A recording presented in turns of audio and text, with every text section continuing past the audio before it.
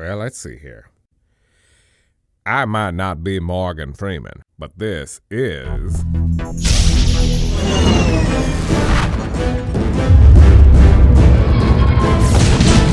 Classic Gamer Reviews. To say that I love The Walking Dead would be an understatement. While I don't read the comics, I have some of the books and various items scattered around the house from the show. And I've even met Daryl. And when I first heard a while back that Telltale Games was gonna make a point-and-click Walking Dead game, I couldn't have been more disappointed. I wanted a good Walking Dead game where you control the action, and then came Survival Instinct, and that shit sucked. It turns out, however, that while Survival Instincts failed, Telltale Games had gone ahead and made an amazing game that was enjoyable for pretty much anyone. I dislike point-and-click games a lot, but this game easily makes it to my top 10 games of all time, with perhaps one of the most heartfelt endings in any game I've ever played. Many people felt the same way, and the 5-episode Walking Dead Telltale game won numerous awards and praise for its story, character development, and quality.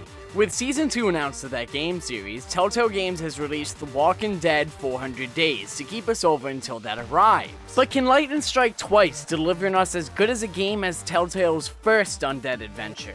The answer to that is no, not really. Are you serious? Yes. Yes, I am. That's fucked up. I want to make it clear that I don't hate this game, but it certainly felt like a downgrade from Season 1. Maybe because I played like a dumbass. Up you go, come on, bud. Oops, slipped, my bad. Alright, I got a hold on you this time. No, in all seriousness, I played the game correctly and really did want to have an amazing time. And while I did have some fun with 400 Days, there was very little that put it above and beyond, or in fact anywhere even near Season 1. The game is told through 5 different people, with choices you made in the first game minorly affecting this game, and the choices you'll make in this game affecting Season 2, which I enjoy. This means that to get the most out of this game, it's recommended that you play this on the same system your first season game is on. Now, out of the 5 stories, only 2 of them are really any good at all. Bonnie and Shay's stories were the ones I enjoyed the most, and stand out as clever stories. What I don't like, however, is if you don't play the stories in a specific order, then certain things don't intersect and make sense when they should, but the game never really tells you this. Despite 2 good stories, with each one lasting about 15 minutes tops, a lot feels like it's left out, as you're basically given your personality. In this game, so much information is crammed down your throat in the attempt to tell you everything you need to know in order to understand what situation your character is in. The first game never suffered this, as characters were given time to grow and you put yourself in certain situations. But in 400 Days, your choices are very limited and it feels like you're on a straight and linear path. See? It's fine. Road straight as my dick. I felt closer to the characters in the first half hour of the first season game than I ever really did with this cast. I cared about Lee and Clementine because they evolved and became interesting characters.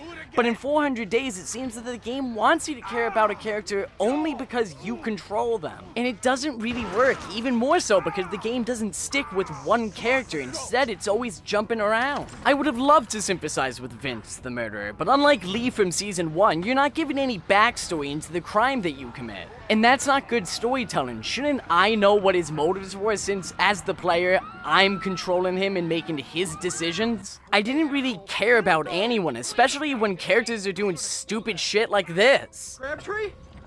Last warning! Knock him out! Go, goddammit!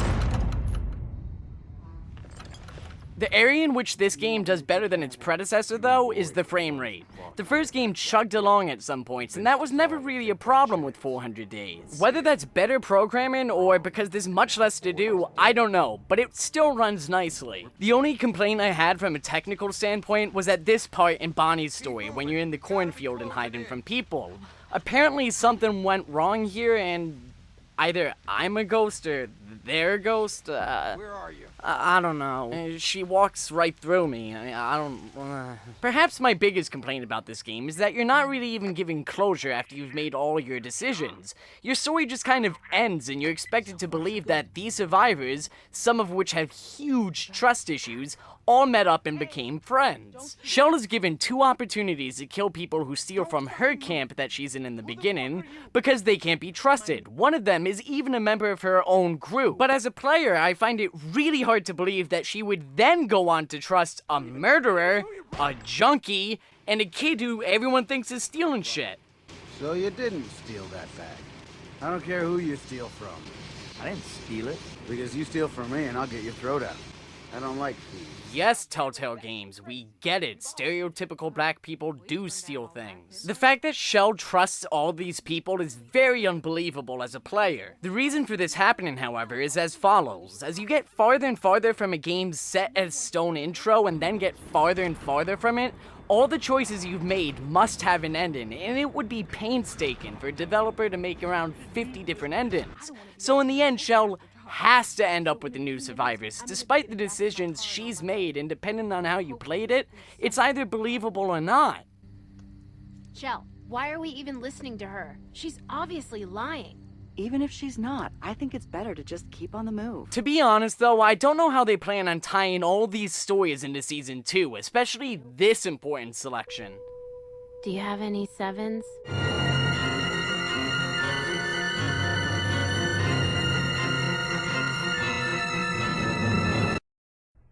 Yep. Depending on how this does tie into Season 2, then this could become a good game. If these are major characters in Season 2, then this will serve as a decent backstory.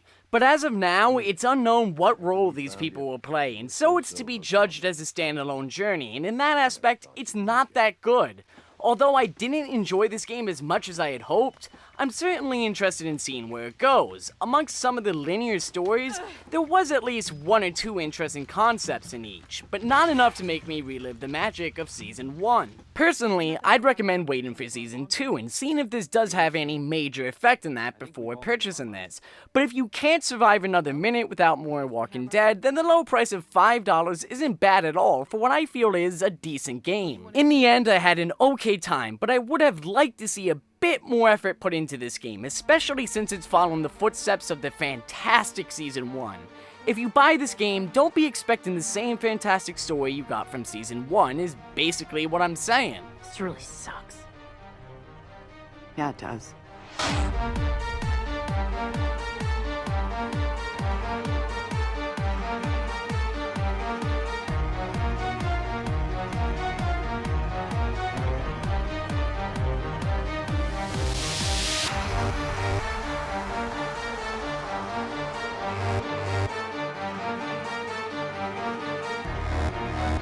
She walks right through me. I don't...